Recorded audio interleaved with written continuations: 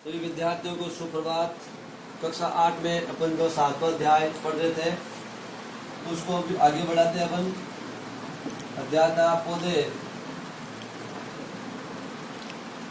एवं जंतुओं का संरक्षण। जंतुओं का संरक्षण इस अध्याय में अपन कल जो अपनी चर्चा की थी वो थे अभयारण्य और राष्ट्रीय उद्यानों के बारे में अपन ने चर्चा की थी। ये वे क्षेत्र होते हैं जो जैव विविधता को संरक्षण प्रदान करते हैं। इसी प्रकार एक होता है चिड़ियाघर। चिड़ियाघर जिसको अपन जू के नाम से जानते हैं, इन्हें भी अपन प्राणी उद्यान की संज्ञा दे सकते हैं।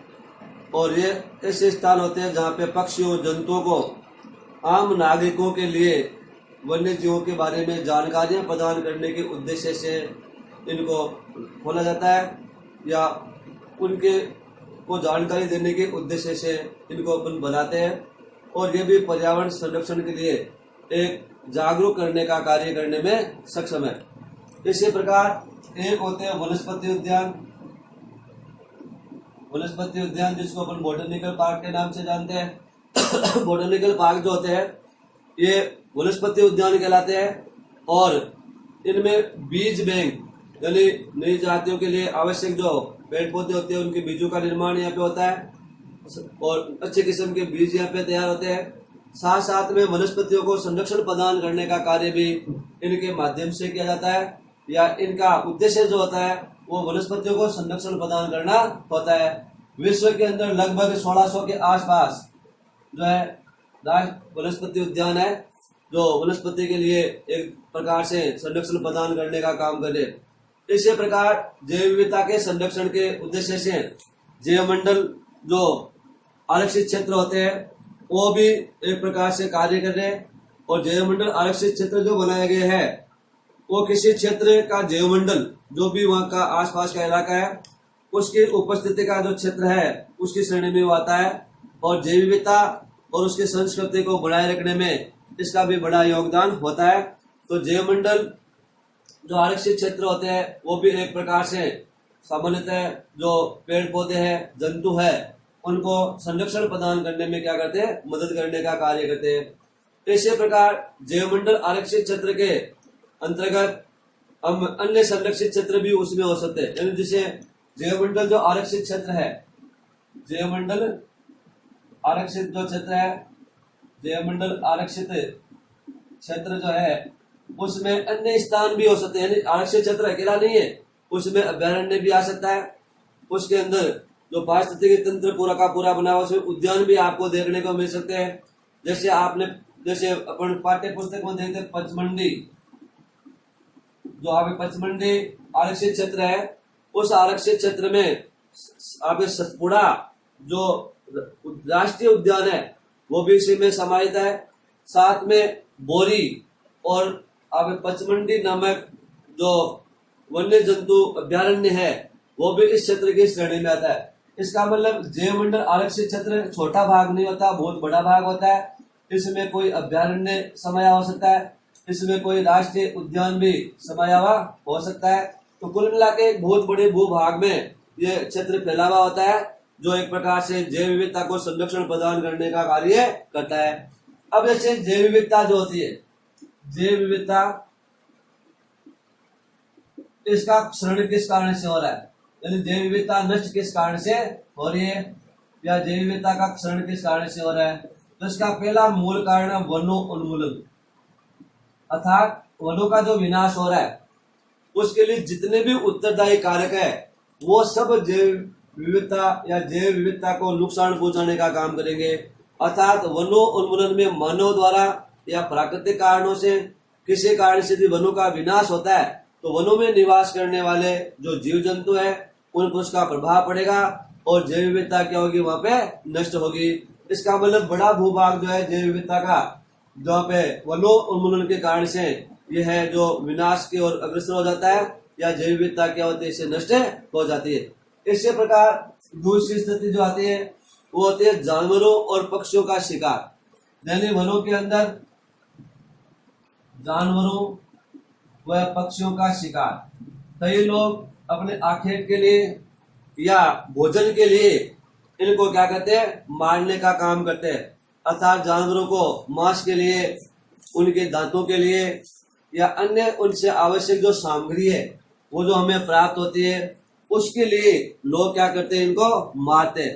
अर्थात जंतुओं का शिकार करते हैं, जीवों का शिकार करते हैं। इस कारण से जो जानवर है या पक्षी है उनकी जो अनेकों प्रजातियां हैं वो धीरे धीरे क्या होती है, कम होती जाती है।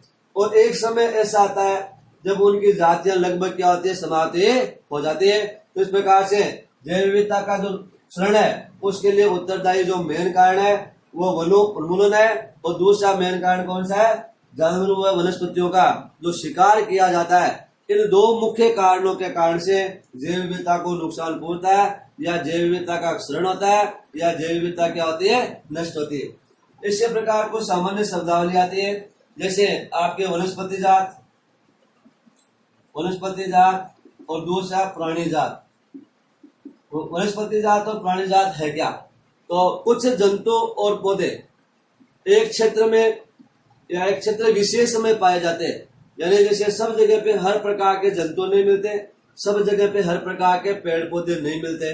इसका मतलब कुछ जंतु या कुछ पौधे ऐसे होंगे जो किसी एक विशेष क्षेत्र में आपको देखने को मिलेंगे। तो किसी क्षेत्र विशेष में पाए जाने वाले जो पेड़ पौधे है उसको उस क्षेत्र की वनस्पति जात के नाम से जाना जाएगा। अर्थात उस क्षेत्र में पाई जाने वाली वो वनस्पति के रूप में देखी जाएगी।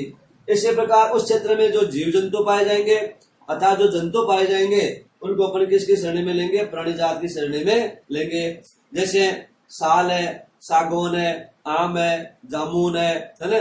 इसी प्रकार अनेक प्रकार के जो दूसरे से अर्जुन का पौधा है, ये पचमंडी जो अपना अभ्यारण्य जो जैवमंडल आरक्षित क्षेत्र है उसमें देखने को मिलते हैं। इसका मतलब ये वहां की क्या वनस्पति जात की श्रेणी में आएगा। इसी प्रकार चिंकारा है, नीलगाय है ना। जैसे इसी प्रकार से आपके वार्मिंग हिरण है ना। इसी प्रकार चीतल है, तेंदुआ है, जंगली आपके जो आपके सूअर है या जंगली कुत्ता है, भेड़िया है आदि पचमंडी जैवमंडल आरक्षित क्षेत्र में देखने को मिलते हैं। इसका मतलब ये उस स्थान के क्या प्राणी जात की श्रेणी में लिया गया। क्योंकि पाठ्य पुस्तक के हिसाब से अपन देखे तो जो बुद्धो और जो आगे पहली है अपने गुरु के साथ में जो घूम रहे हैं प्रोफेसर के साथ में, तो वहां पे आगे पचमंडी जो आरक्षित क्षेत्र का वो उनको भ्रमण करवा रहे हैं। उस भ्रमण में वनस्पति जात है, प्राणी जात आदि के बारे में वो उन बच्चों को जानकारी देते हैं। तो इसका मतलब उस क्षेत्र की जो प्राणी है, जीव जंतु वो तो प्राणी जात में आएंगे और उसमें जो पेड़ पौधे वो किस में आएंगे, उसके वनस्पति जात की श्रेणी में आएंगे। तो सतपुड़ा जो राष्ट्रीय उद्यान है, सतपुड़ा राष्ट्रीय उद्यान, ये राष्ट्रीय उद्यान भी पचमंडी आरक्षित जो क्षेत्र है उसी में शामिल है, उसी का एक भाग है। तो राष्ट्रीय उद्यान का ये आगे सतपुड़ा जो राष्ट्रीय उद्यान है भारत का पहला आरक्षित वन है, एक प्रकार का ये आरक्षित राष्ट्रीय उद्यान है जो एक प्रकार से जीवों को संरक्षण प्रदान करने का क्या कर रहा है, कार्य कर रहा है। और इसमें सागौन के जो पौधे हैं एक प्रकार से सागौन वनों के नाम से भी इसको अपन जानते हैं, क्योंकि वहां पे खूब सारी मात्रा में या वहां पे आपको देखने को मिलेंगे। इसी प्रकार सतपुड़ा राष्ट्रीय उद्यान में बट जो चट्टाने वहां की है उनमें आवास यानी प्राचीन तम टाइम के यानी पुराने टाइम के आवास स्थल भी देखने को मिलते हैं, शरण स्थल भी वहां पे देखने को मिलते हैं। अर्थात उन वनों में मनुष्य निवास करता था, अर्थात मनुष्य अपनी गतिविधियां करता था। तो आपके प्रागैतिहासिक जो काल है उसके प्रमाण वहां पे देखने को मिलते हैं, जिसमें आदि मानव के जीवन व्यापन के बारे में जानकारियां वहां पे मिलती है, उसके बारे में भी वहां पे पता चलता है। वहां की चट्टाने जो है उनके ऊपर मानव के आवासों के कुछ चिन्ह या पेंटिंग के निशान वहां पे देखने को मिलती है, कुछ कलाकृतियां वहां पे देखने को मिलती है और उनके आवास की पहचान की जानकारियां वहां पे देखने को मिलती है। तो जंतु और मनुष्य के बीच में इन कलाकृतियों का कुछ समावेश किया गया है, जिनमें जंतु और मनुष्य को लड़ते हुए दिखाया गया है, शिकार करते हुए दिखाया गया है, नृत्य करते हुए दिखाया गया है, वाद्य यंत्रों के साथ में उनको वहां पे दिखाया गया है। तो इस प्रकार के अलग अलग जो क्रियाकलाप है वो वहां पे उसमें देखने को मिल रही है कलाकृतियों में। वो इस बात को सिद्ध करते हैं कि आदिवासी जो है इस जंगल में रहते थे, अतः सतपुड़ा के इस इलाके के अंदर प्राचीन जो अपना आदि मानव है वहां पे क्या करता था, निवास करता था। तो ये भी इसके प्रमाण वहां पे देखने को मिलते हैं। इसी प्रकार संरक्षित जो वन है वो भी जीवों के लिए एक प्रकार से सुरक्षित नहीं रह चुके, क्योंकि इनके अंदर भी या इनके आसपास भी, इन क्षेत्रों में भी जो रहने वाले जो लोग हैं वहां पे वनों के आसपास में भ्रमण करते हैं या उनको अतिक्रमित करने का काम करते हैं, उनमें अपना अतिक्रमण बढ़ा रहे हैं, जिसके कारण से वनस्पति जातियों को या जंतु जातियों को क्या हो रहा है, नुकसान हो रहा है, अर्थात उनकी जैव विविधता का जो संरक्षण है उसको क्या हो रहा है, खतरा पैदा हो रहा है। इसी प्रकार इसी में जो बाघ परियोजना है वो भी आपको देखने को मिल रही है, अर्थात बाघों के संरक्षण के लिए एक परियोजना जो चलाई जाती है उसको अपन क्या कहते हैं, बाघ परियोजना कहते हैं। तो बाघों के संरक्षण के लिए जो प्रोजेक्ट तैयार किया गया, प्रोजेक्ट टाइगर के नाम से इसको अपन जानते हैं या बाघ परियोजना कह सकते हैं, वो भी लागू की गई है। इस परियोजना का उद्देश्य होता है कि अपने देश में जो बाघों की संख्या लगातार कम हो रही है उसको बनाए रखने के लिए या बाघों की जो जाति है उनको संरक्षण प्रदान करने के लिए या उनके समर्थन के लिए इस प्रकार के उनकी उत्तरजीविता के रूप में ये कार्य किया गया है। तो ये बाघ संरक्षण परियोजना भी देखने को मिल रही है। तो वनों के अंदर ये भी धीरे धीरे क्या होते जा रही है, विलुप्त होते जा रही है। इसी प्रकार सतपुड़ा में कई प्रकार के संगठित जंतुओं की जातियां, संकटापन जंतु की जातियों का मतलब जो वर्तमान में विलुप्त तो नहीं हुई है, परंतु उनकी धरोहर जो है या उनका जो एक प्रकार से वो जो जाति है वो संकट की स्थिति में। तो जैसे वहां पे कुछ जो प्रमाण मिले, शेर है, हाथी है, जंगली भैंसे है और बारहसिंगा जो है वो सतपुड़ा के राष्ट्रीय उद्यान में पहले थे, आज भी है, परंतु वो आज जातियां किस स्थिति में, लगभग विलुप्त स्थिति में, अर्थात संकट की स्थिति में। तो इन्हें बचाए रखने के लिए इन संकटापन्न जातियों का संरक्षण करना आवश्यक है।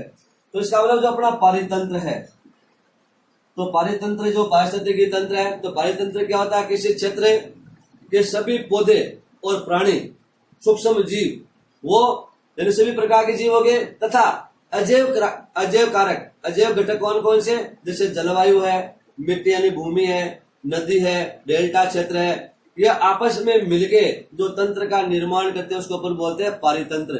या किसी क्षेत्र विशेष में समस्त जीव जंतुओं का परस्पर तथा उनके पर्यावरण के साथ में जो विभिन्न अजैविक घटकों के साथ में जो संबंध है वो क्या कहलाता है, पारिस्थितिकी तंत्र कहलाता है। अर्थात उनके बीच में जो अंतःक्रियाएं होती है वो क्या कहलाएगा, वहां का पारितंत्र कहलाता है। इसका मतलब एक ही स्थान पे अनेक प्रकार के पारितंत्र देखने को आपको मिल सकते हैं। जैसे घास के मैदान एक पारिस्थितिकी तंत्र की श्रेणी में आते हैं, वहां के पहाड़ है पारिस्थितिकी तंत्र की श्रेणी में आते हैं, मरुस्थल है तो वहां का पारिस्थितिक तंत्र अलग हो सकता है, नम भूमि का पारिस्थितिक तंत्र अलग हो सकता है, समुद्रों का अलग हो सकता है, नदियों का अलग हो सकता है, घाटी का अलग हो सकता है, उष्ण कटिबंधीय वनों का अलग हो सकता है। इसका मतलब वन है उनका अलग हो सकता है। तो एक प्रकार से पारिस्थितिकी जो तंत्र है अलग अलग स्थानों के, वहाँ की भौगोलिक स्थितियों के हिसाब से, वहाँ के पर्यावरणीय विशेषताओं के हिसाब से अलग अलग जगह के पारितंत्र हमें क्या हो सकते हैं, अलग अलग देखने को मिल सकते हैं। तो जीव जंतु और पौधों में एक प्रकार से जो उनका मिश्रण है या जो भिन्नता है वो वहां पे हमें देखने को मिलती है, और ये भिन्नता उस पारिस्थितिकी तंत्र की विविधता के लिए क्या होते हैं, स्थायी कार्य के रूप में कार्य करते हैं। तो इस प्रकार से जैव विविधता जो है उसके लिए अलग अलग प्रकार के उनको जिंदा रखने के लिए या संरक्षण प्रदान करने के लिए इस प्रकार की अलग अलग जो है चीजें हमें देखने को मिलती है। आगे का टॉपिक अपन लेंगे बाद में। ओके।